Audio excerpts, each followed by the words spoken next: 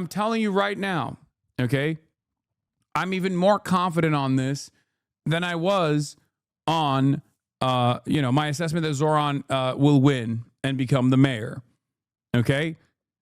There is no world, especially right now, especially when there is so much anger and resentment towards Trump in a place like New York fucking state, you'll see 10%, okay? Let's move on to this, and we'll get to the SNAP benefits being cut in a second. To that end, there were some Zohranistas at Zohran Mamdani's victory party. Let's check out who the Zohranistas were. Look who it is. Oh, my God. Oh, now we're going to cause some real trouble. Did he vote 65 times? He voted 5 times. Jamal Bowman. He voted illegally 5 times. So I just want to be clear. Jamal Bowman, he's the fire alarm puller. Reports say he could be leading New York schools, so he's there. Then you have Hasan Piker, who's made some controversial statements. He was joking about Khalil voting there, I would note. But your thoughts on this crowd? Yeah, Bowman, who pulled the fire alarm. So now if he becomes the head of the New York schools, anytime you don't want to take a test, pull the alarm, kids. Here you go. The boss did the same thing. All right. Listen, it's ridiculous, but that's what it is. He's an unemployable, and so they're going to give him a gig. And by the way, that's one of the best gigs in the city. You get a brownstone. It's well paid. As far as Piker goes, he shouldn't be admitted to polite company anywhere in this country. Brother, you're a Fox News host. What the f*** are you talking about? In my estimation, he hates this country. He said America deserved 9/11. He has said that communism is the honorable outcome of socialism, so we know how he's thinking. And he also said, and this is a quote from the victory party, that America, unfortunately, won the Cold War. Unpack that. Between Lenin... Yeah, literally a scholar, by the way. Yeah.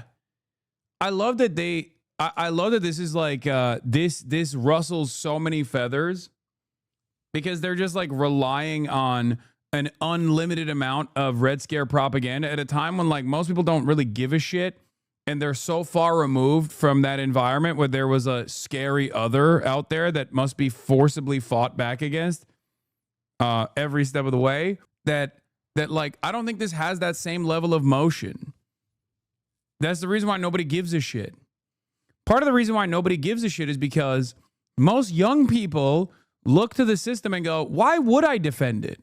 Why would I defend anything that I'm experiencing? I have no hope for a better future. Why would I defend the system? There's nothing to defend. What am I defending? More consumption, more gambling everywhere, and I guess like some treats that I can get that fries my dopamine receptors, but there's no positive material outcome here for someone like myself. That's the way a lot of young people feel. So they're like, what do you mean? Does the USSR have a right to exist? I agree. Yeah, can't wait for a lifetime of crippling debt and then adding on more debt into my lifetime of crippling debt because I had to pay an arm and a leg to pay for college so I could be a more productive laborer for the American capitalists. Okay? And then on top of that, what else? Oh, I'm going to get a lifetime of debt when I end up having a medical issue after also paying a ton to just get the healthcare anyway. And then they're going to fight me every step of the way to make sure that they don't pay for the healthcare that I paid for, because that's what insurance is. Like, who the f is looking forward to that system, to defend that system? Yeah, look forward to that 50-year mortgage that you can pass to your kids, except even that is unmanageable. Who the f has enough banks going to work with the 50-year mortgage? And on top of that, who the f even has the down payment or the capacity to pay for that 50-year mortgage anyway? Like, all that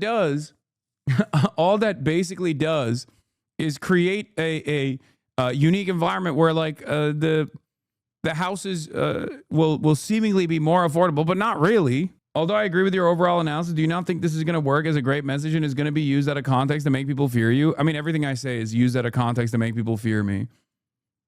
Like, I just don't think that it has any motion whatsoever. At least that when the USSR existed, there was the threat of an alternative. Okay? Look at the deterioration of material conditions in the aftermath of the collapse of the USSR. This is before we even talk about what happened to all of the countries in the all the countries that were under the banner of the USSR and how devastating that was for everyone that lived there. You know, child prostitution rates skyrocketing, people just straight up, the life expectancy collapsing because people were just like straight up killing themselves. Okay. But even then, there was always the concept of a threat of a good example. Okay. That is what kept European social democracy afloat. That is what kept European social democracy alive. Okay. That is also what kept whatever remains of our social safety nets alive as well for as long as it did. Bro, you're going to get arrested. And Stalin, you're talking between 20 and 30 million dead. But I guess a lot of them were Jewish, so it doesn't count that much. Man, scary stuff. And we also have news that we're going to bring next hour. I love the USSR as like a all systems boogeyman. Like you can use it for everything. If you're a Nazi, if you're an anti-Semitic Nazi, you can say, oh, the USSR was devastating because it killed 100 billion goyim. Okay, it killed all the white goys, led by Trotsky, who was Jewish, and they slaughtered all the good Christian population of Russia and the surrounding region. And if you are a I guess pro-Jewish Nazi, you can be like, no, they actually killed all the Jews. They killed everybody. You know, you have something in there to design as a boogeyman. Is awesome, because I hear all the time. Obviously, the traditional fascist movement, used to say they killed all the Christians, they killed all the white Christians, and the new modern version of this. The new modern iteration of fascism will say sometimes that they killed all the Christians, but then they'll say they killed all the Jewish people. About Zohran Mamdani's stylist and the cost of the beers at that party. You won't believe it, for the socialists. Champagne socialism. Paul Morrow, thank you. Thank you. Hey, it's Will. Yeah, great analysis. Love it. Big airplane news. I ain't got time for your crap. It's more like $450K over 18 years for a kid, but nice try, capitalist.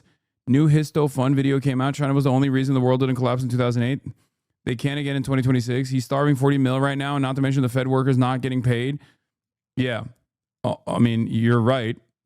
China was part of the reason why America didn't collapse in 2008.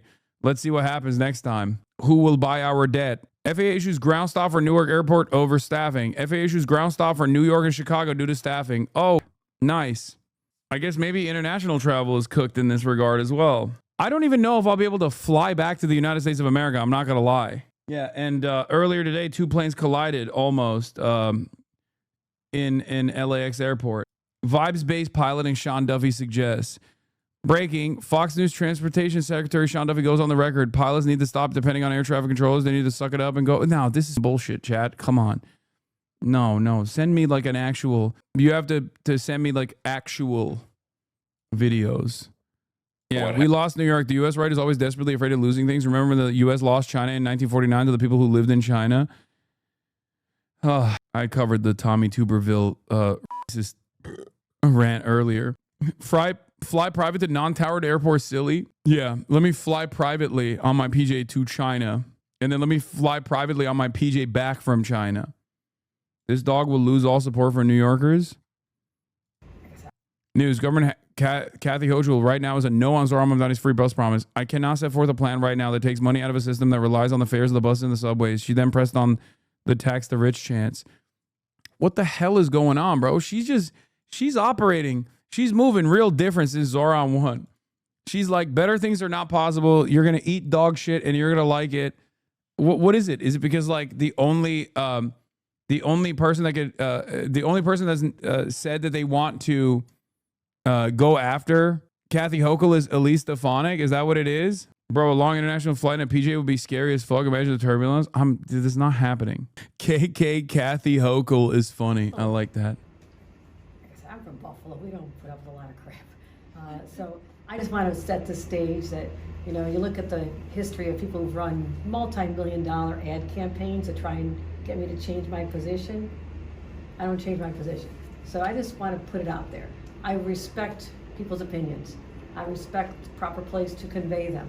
And so I've said to people, I hear you, and that was important.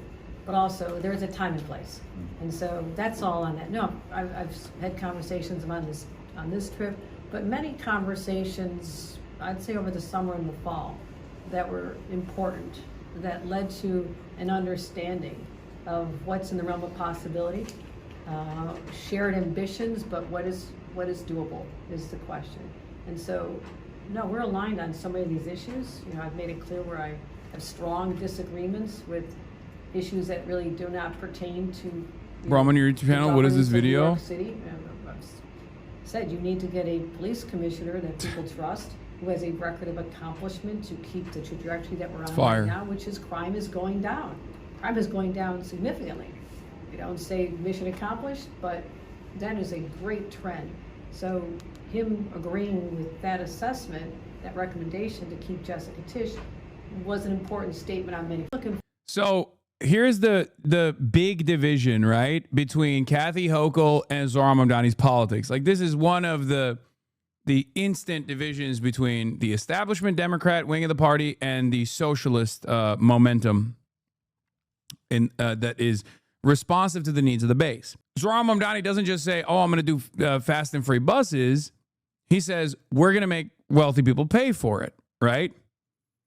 These guys also say, oh, yeah, we want affordability, but they never actually say how they're going to reach affordability for the working class. They don't want to even engage in the most modest redistributive policies. Okay? And that's the major difference. That is the major difference here. Is there a serious contender for New York governor in 2026? I thought Kathy was more responsive to these sorts of forces, but in the absence of a serious contender from her left flank, maybe she's not. And if she keeps talking like this, this is going to allow for a much more, this is going to allow for a knife fight. Now, the problem is, if there is a crowded primary or a serious knife fight here, does that open up the wave for Stefanik? Because Elise Stefanik, the reality of the matter is, Elise Stefanik is not winning the fucking governor of New York, okay? That is not fucking happening. There's no way. One, she's ambitious, she's a careerist, but she's also dog shit on camera in a contentious media environment. That's number one. She flies off the fucking handle far too quickly. She has a hair trigger. She is repulsive. And more importantly, she is tied to the hip to Donald Trump, who is only getting more and more unpopular as days go on. Okay? So there is no shot that New York State goes, oh, Elise Stefanik, love her. Okay? The reason why we're talking about Elise Stefanik, for those of you who don't know, is because Elise Stefanik has put out a bid, officially launching her long-awaited campaign for New York governor. But Lawler, though, no, none of these guys can win. Lawler can't win. No one associated with Trump is winning the New York governor's race. Okay? Make no mistake. It's 75-25 at best. Do you understand me? I'm telling you right now, okay? I'm even more confident on this than I was on, my assessment that Zohran will win and become the mayor, okay? There is no world, especially right now, especially when there is so much anger and resentment towards Trump in a place like New York fucking state, you'll see 10%, okay? It'll be 1090. I'm going crazy with it. Anybody that is associated with Trump will get clobbered. And I think Hochul is relying on that. The problem is, in the absence of a significant contender, in the absence of a serious left flank governor candidate, she thinks she can get away with this major victory over whatever the Republicans present as an alternative, and therefore she doesn't have to play ball with Zohran. So now, if there is a serious left contender, they could technically unseat Kathy, or at least put the fear of God in Kathy's heart to play ball with Zohran. A lot of people are saying it's Antonio Delgado. I'm not super familiar with him or his campaign, but I'll look into it. I asked Hochul about this comment. I'm from Buffalo. We don't put up with a lot of crap. So I just wanted to set the stage now that you look at the history of people who run multi-million-dollar ad campaigns to try and get me to change my position. I don't change my position. So I just want to put it out there. I respect people's opinions. I respect the proper place to convey them. And so I said to people, I hear you. And that was important. But also there's a time and place. So that's all on that. Antonio Delgado, who's running for Antonio Delgado, who I believe endorsed Zohran as well, is running for this seat. I personally think that anyone that leans into the Zomentum and says that they will play ball with Big Z will be rewarded greatly. But that also requires Big Z to play ball with this, whoever this candidate is. And I don't know how that's going to play out. Will he be fearful? Will he be fearful, or will he actually lean into the momentum that he has to actually unseat Hochul and put forth a person that is willing to go along with this agenda? We shall see. Lines will be drawn if Zohran presses issues and that other side will be sitting with Trump. One of the consequential, but maybe like a smaller version of this battle is with Jessica Tisch. Okay? One of the consequential battles here is with Police Commissioner Jessica Tisch. Zohran has said that he will keep Jessica Tisch on board as police commissioner. If Jessica Tisch does not abide by the popular agenda of Zohran and creates hurdles, will Zohran replace her? Because I think it's still incredibly damaging to whatever movement that he wants to build if the police force is led by Jessica Tisch, especially with this new information that came out. Chris Sosa says, this well-timed leak gives full political cover for Mayor-elect Zohran Mamdani. Didn't he disavow you? No, he did not. Even if he did, it wouldn't fucking matter. But no, he did not do that. Think in two different ways. Number one, if he did, why the fuck was I invited to the election victory party and live streamed the entire thing? And the second thing is, even if he did, what difference does it make? I'm a fucking political commentator. What does that have to do with his agenda here? There are a million politicians that I cover on a daily basis here that I have no direct connection with. AOC invited you? No. What are these? What is happening?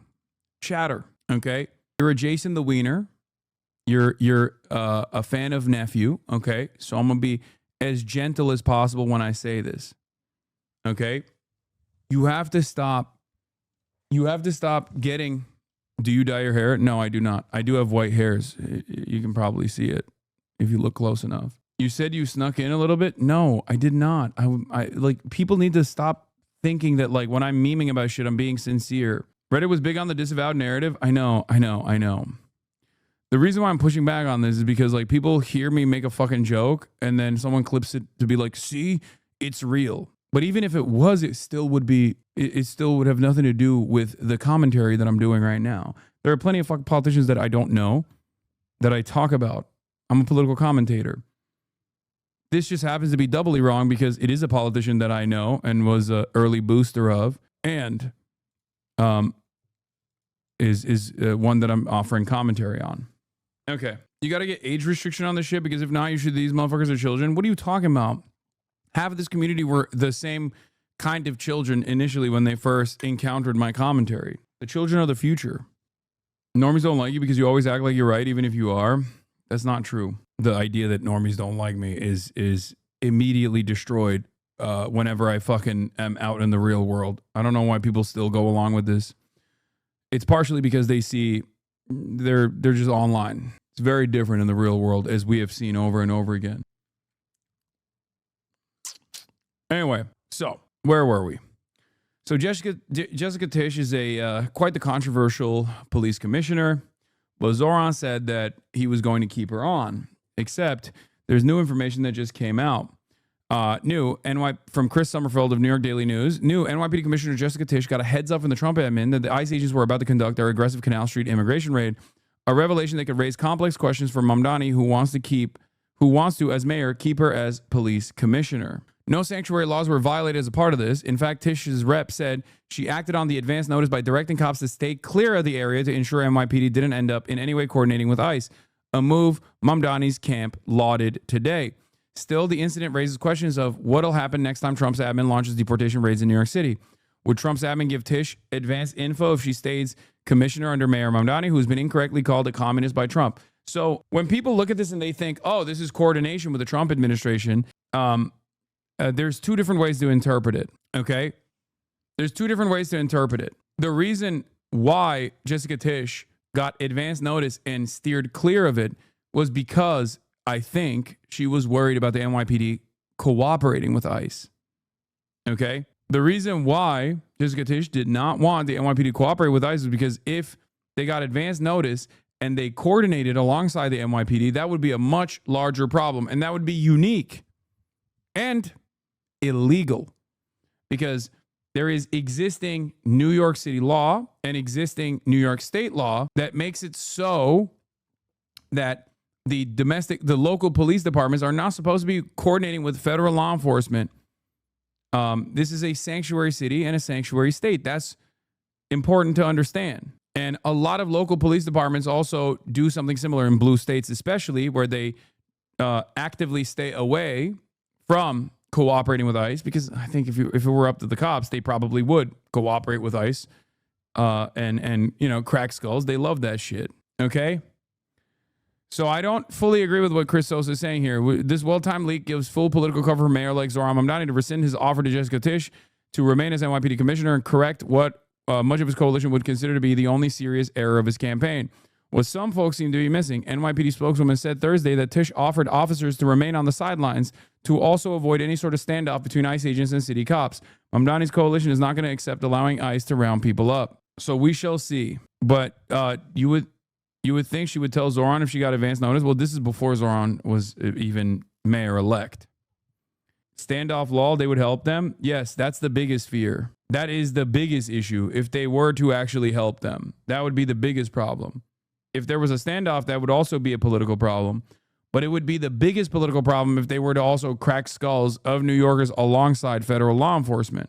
Okay? So this can be seen as Jessica Tisch actually working in the interest of New Yorkers in order to not make a more consequential and a larger problem. Because I forget who it was. I read someone else's analysis on this that was talking about how the NYPD in the past, which is like a very powerful institution, has been able to basically tell the Trump administration, no, like we have this under control. The Trump admin has a lot of allegiances in every fucking blue state and every blue city through the network of police, because the overwhelming majority of police forces are right-wing. They're pro-Trump. So it's like almost a separate militia that they have. They have their direct paramilitary force in ICE, and they have their indirect ideologically aligned militias in the form of local law enforcement. So NYPD is on a delicate tightrope where on the one hand, they want to ensure that there isn't tremendous instability by cooperating with federal law enforcement. Yeah, see, Talia Jane said, Tisch and the NYPD seem extremely concerned about any possible involvement with ICE, whether that's the police departments helping or hindering, or there being room to accuse them one way or another. They seem to be particularly touchy about insinuations or speculations of any perceived or real slip-up or collaboration by NYPD that could be enough to give Trump / the DHS cause to deploy the National Guard on New York City for a full siege. It's like the NYPD is trying to lay low, because while they are a brutal force in New York City, they do actually behave in a relatively professional manner when push comes to shove like this. This is based on what's been shared with me about ICE incidents and just my observations. If you notice, they've been pretty diligently quiet, not really making a lot of noise, not doing media sprees. The vibes are very much keeping their heads down. NYPD has, in previous years when Trump threatened to send in the feds, endeavored to show that they had control over the city, that the feds weren't needed. It's pretty reliable when Trump starts teasing federal involvement in New York City. NYPD gets super professional until things die down. I think what we're seeing here is that quietly tamping down on any notion of NYPD not following city law or impeding of ICE, maintaining things in an orderly way, not doing any political plays. Once the threats of feds subsides, the leash loosens. If the feds get sent anyway, I don't know. I think in a weird way, the reason why they operate like this is because they also low-key do not fucking want, National Guard in the streets in New York City. Zohran's response on takes on NYPD as of yesterday. By the powerful Hotel Trades and Gaming Commission, and he met also with the president there. And that was also where he caught up with New York One and answered some questions in an exclusive television interview. The day after you won the Robert Tucker, the FDNY commissioner, resigned. He is Jewish. It's been reported in the Post that it had to do with your... Yeah, we're skipping that part. I don't give a shit. He's like super corrupt. He's Mr. Lambo. Fuck him. Nobody gives a shit. What is this? What he actually said is that ICE agents will be required to follow the law. Saying he plans to jail ICE agents is an admission that they're not following the law. Yeah, the New York Post is currently trying to fearmonger about NYPD cops like this, supposedly fleeing New York City because of Zohran Mamdani's win. NYPD Deputy Chief John D'Adamo is a Trump-loving cop with a history of corruption and brutality. His wife once lied about 2 black men assaulting her to cover up what was likely a beating by D'Adamo himself. He retired the day after Zohran Mamdani won. Yeah, he's not just Mr. Lambo, he's Mr. Chrome-plated Lambo. Yeah, this kind of stuff is good. The trash is taking itself out. Is there a timestamp for the police thing? Do you guys have a timestamp for like him talking about the police? Oh, this. No. Members. You skipped it. It was 2 minutes in. Oh, okay.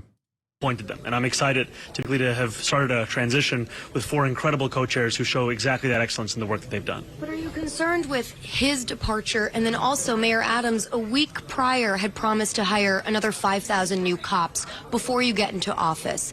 A couple other cities outside of New York City have offered to hire NYPD officers. Are you worried about that backlash, especially coming from the law enforcement community? Yes, Mr. Lambo was the New York Fire Department commissioner, incredibly corrupt. Not the NYPD, I know. The NYPD police commissioner is Jessica Tisch. These are 2 separate jobs. I'm not worried about the backlash. What I am worried about, frankly, is the continuation of a retention crisis that we've seen only deepen over the course of this campaign, where when we began, there was about 200 officers leaving a month, and by the end of the campaign, it was about 350. And a lot of that is to do with the fact that we've asked police officers for far too long to do much more than just police work. We've asked them to be responding to the mental health crisis and the homelessness crisis, and that's why we're going to create a Department of Community Safety that will be tasked with accomplishing those facts and allowing police officers to be police officers. And last one on that, Commissioner Tisch received a heads up from ICE that raid would occur on Canal Street. Now, apparently she did give the Adams administration a heads up. If you were in his shoes, how would you have reacted to this? Would you have said, yes, NYPD officers do not interfere with ICE, but how would you have acted as mayor? What I will continue to do is be someone who will stand up for New Yorkers when Donald Trump is seeking to fulfill his promise to create the single largest deportation force in American history. And my NYPD will continue to not be of assistance to ICE whenever they are trying to terrorize New Yorkers across the 5 boroughs. Did she act in the right way? I think that it's important to continue a separation between NYPD and ICE, and I think it's important to bring an end to a chapter. Yeah, he's saying she is acting in the right way. Okay, so his assessment is also the same. He's not dodging it. No, he's not dodging it. He's saying that for the time being, until there are until there's more activity, which Trump will definitely do, by the way. You say fuck not assisting, but block ICE. But the reality is, let's say you do impede in ICE, and I do think that would be awesome. I just don't know if the NYPD would ever do that. But let's say we live in a world where the NYPD is just straight up saying like, no, these are our New Yorkers. These are our neighbors. You are not going to kidnap them. Fuck you. You are violating the law, right? Donald Trump sends in the National Guard literally the next day, right? And then they have the National Guard collaborating with ICE to basically continue these deportations. And then there's even further bedlam. What do? Do you like arrest the National Guard? Do you arrest the ICE agents? I think it would be awesome if we did that, but I don't know where we go. And the reality of the matter is we could technically see it. We could actually see that reality because I think Trump is going to try and stress test it, because this is a part of the campaign strategy. And this was a part of the campaign promises, the abolition of what is known as sanctuary cities. And in the absence of like local law enforcement upholding the status of sanctuary cities, there is no such thing as sanctuary cities. If ICE can just like go anywhere they want to and operate within the confines of New York City and New York State, then sanctuary city doesn't mean anything.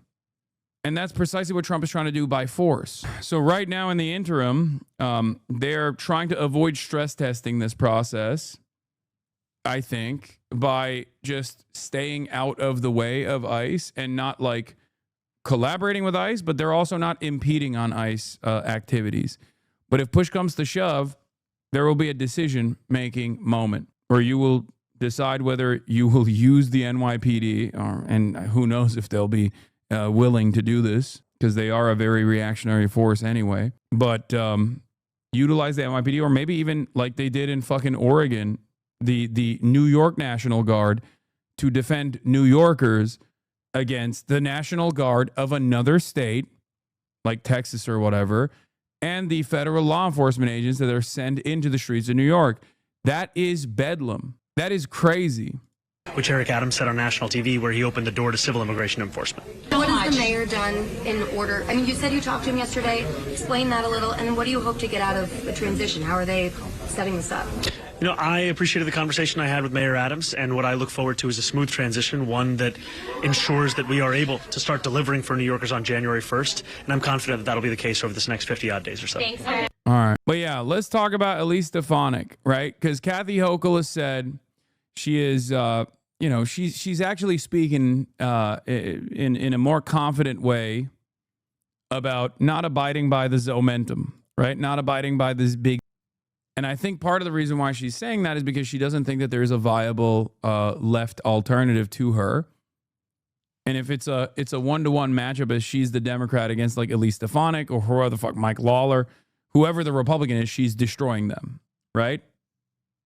She is absolutely destroying those people, because there is no shot that you will see a Republican governor at this stage in New York City when there is this much anger and resentment, understandable anger and resentment against Donald Trump. Okay. So if she doesn't feel stressed by, if she doesn't feel the pressure from a left force that might unseat her from her throne of power, then she might not feel the pressure to actually.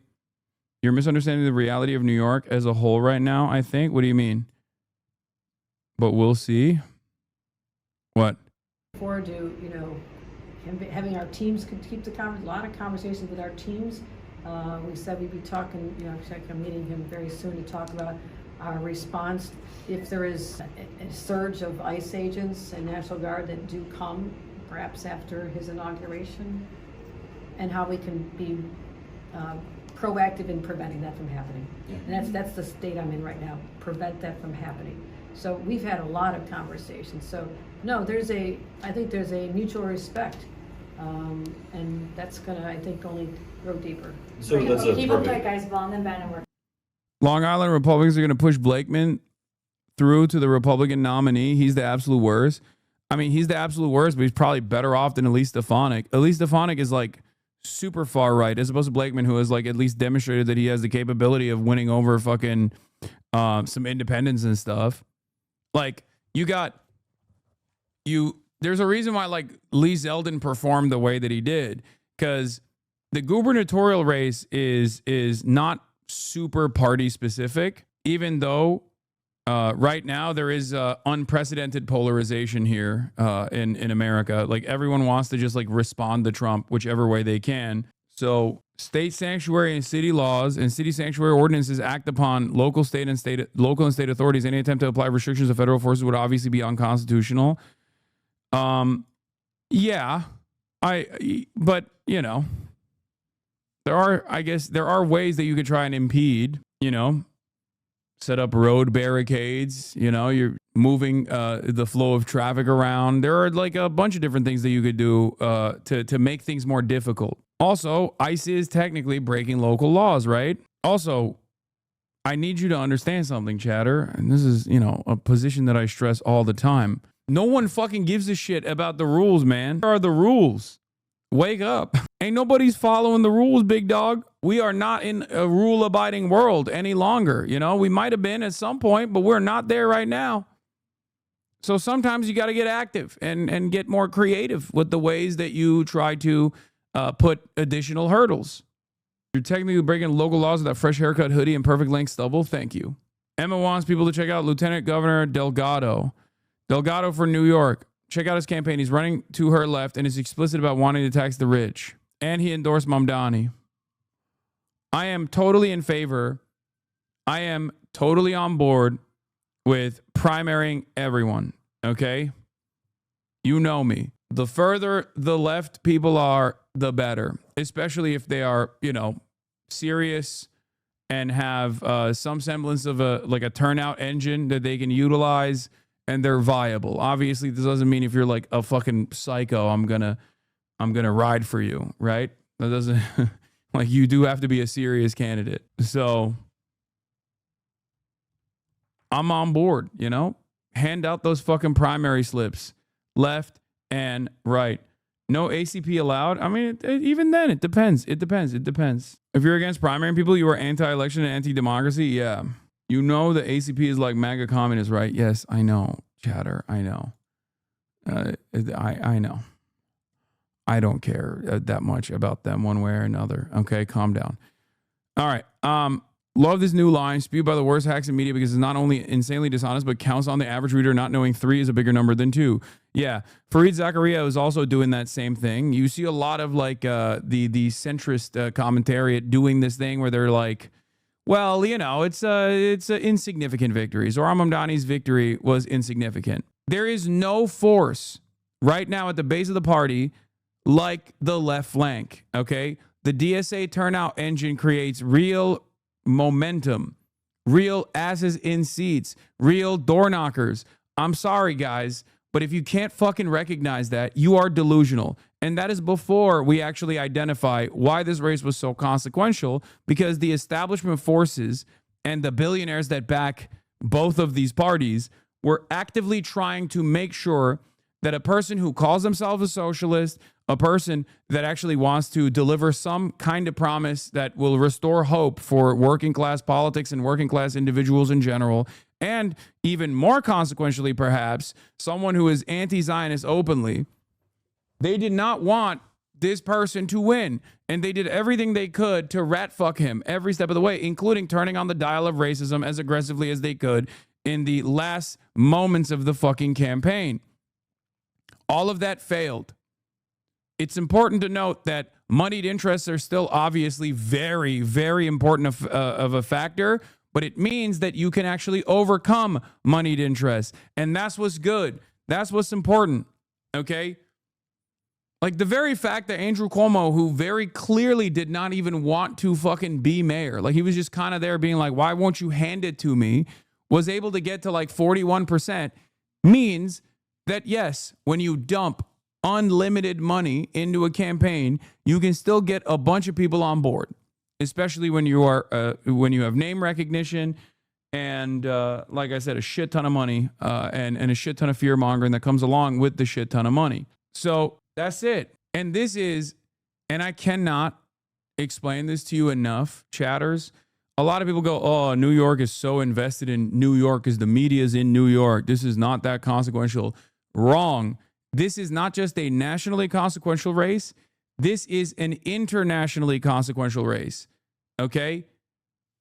There is a reason why every single fucking political party that is a Western liberal nations all around the world were paying close attention to this. And I know from people that have been hitting me up to try to get them connected with the Mamdani campaign that like a lot of people are invested in this. Like you got the Greens in the UK that were invested in this. You got France Unbowed invested in this. Like there are left flank candidates left flank parties all around the world, socialist parties all around the world that were paying close attention to this. Okay? This is internationally significant because America, what's the statement? It's like when America catches a cold, the rest of the world coughs or whatever. I mean, that's part of it. That's kind of the overall attitude. But also beyond that, like, having this happen in the heart of capital is very, very consequential. When America shits, everyone smells it. Yeah, there were people celebrating in Gaza. There were people hitting me up in Gaza. There are a couple different things that I obviously want to address here, okay? So this is Fareed Zakaria's assessment. The race that drew the most attention was Zohran Mamdani's outsider run to become New York City's mayor, but the New York is a liberal bubble. Mamdani won 50% of the vote. Democrat Bill de Blasio won his 2013 mayoral race with 73%. The more telling bellwether was Virginia, a state with a popular outgoing Republican governor. It's almost like de Blasio didn't have another Democrat and former governor with $55 million in outside billionaire money. Mamdani received over 200,000 more votes than either de Blasio or Adams ever did, but he had another Democrat in the race, whereas they, somewhat importantly, did not. So this assessment is like very deliberately trying to dupe people. But then the other side of the story that I also have been kind of frustrated with is the co-optation of Zohran Mamdani's affordability campaign. In some ways, I think it's good because Democrats are obviously paying close attention and they want to change their messaging. But remember, that's why whenever people ask me about this stuff, I always say, it's not just like affordability. Affordability is good, but it's also like centering class first politics, centering the working class in your politics, in your agenda, right? Because Democrats don't want to do that. They don't want to be antagonistic towards billionaires and millionaires and corporate interests.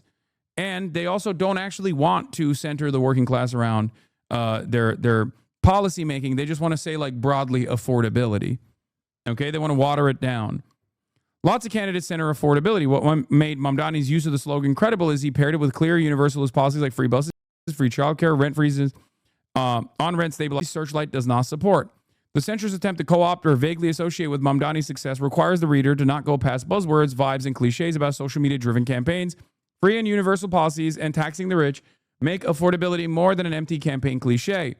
Note that also Searchlight President Adam Gentleson has been making an argument of mutual exclusivity with respect to culture issues, but Mamdani didn't throw these issues under the bus, which is what Gentleson advises. Gentleson is John Fetterman's main advisor, if you remember. He started Searchlight to basically urge Democrats all around the country to fucking be anti-trans and maybe offer some incremental gains in the direction of like affordability, right?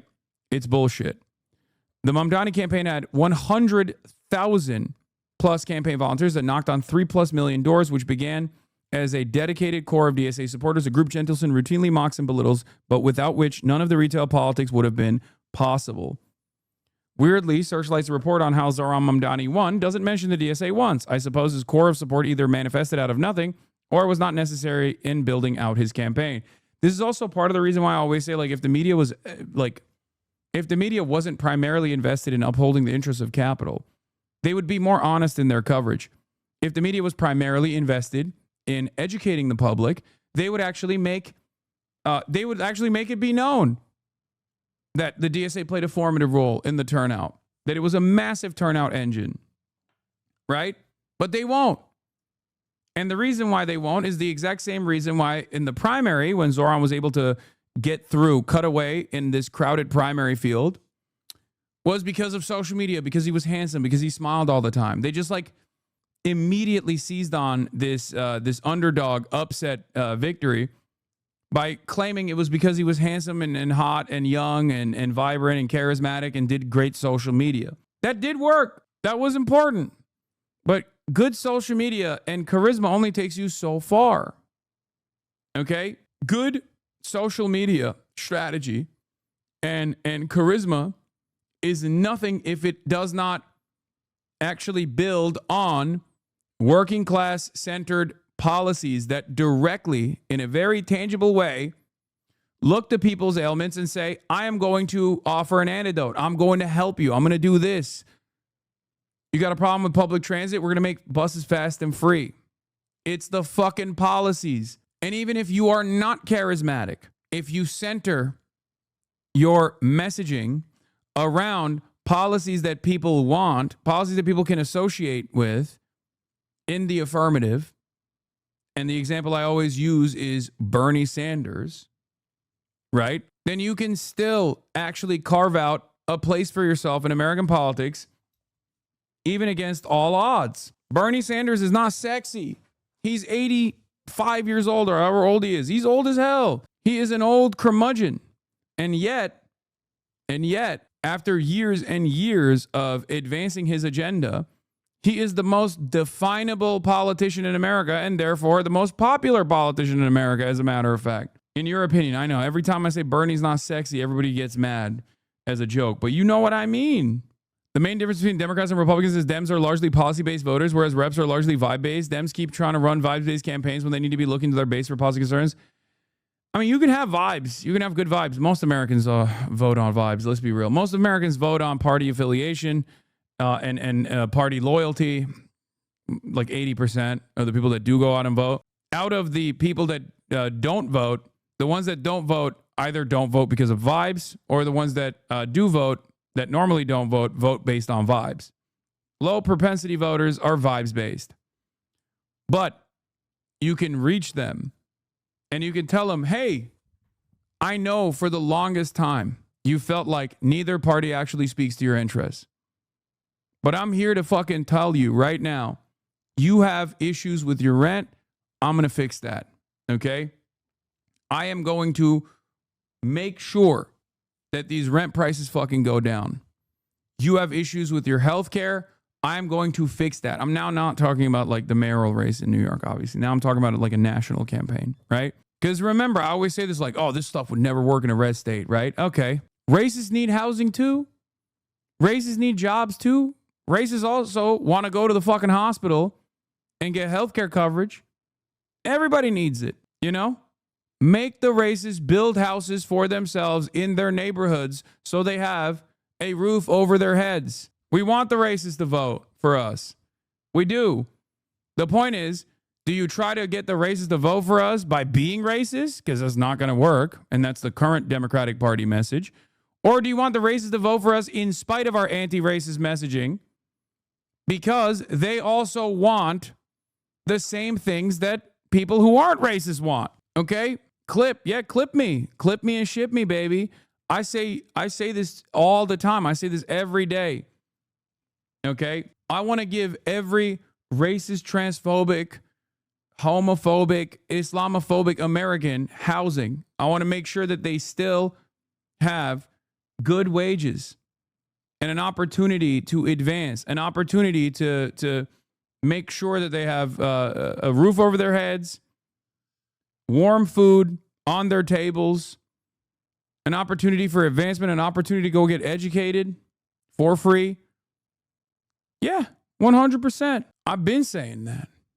And I will keep saying that. Hey, are you dirty MAGA fucks starting to realize that you've been the screaming minority, not the silent majority? Are you starting to realize that the socialist victory in New York City is just the beginning and we're coming for the fucking Oval Office? This goes out to the Democrat Party too. You're either going to bend the knee and accept socialism or you're going to get...